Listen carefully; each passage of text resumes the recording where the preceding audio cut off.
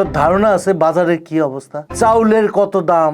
আমরা দুইজন মানুষ, সারা মাসে হিসাব করে আমরা বাজার করি।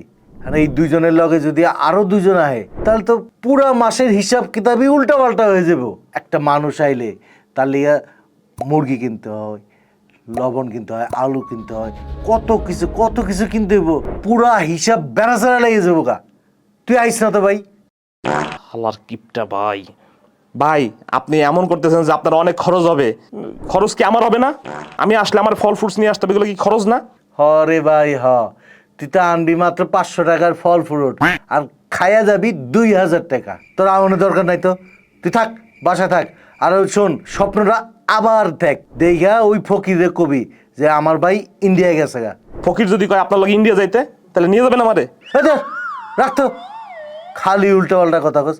শুয়ে আবার ঘুম দে, ফকিরে বুঝতে বুঝ দিবি। রাখ। কেটে দিল। আল্লাহ ফাউল, আমার ঘরের উপরে আইয়া খাইবো, এটা কোনো কথা হইলো? ভাই আসছ ভাইয়ের জায়গায়।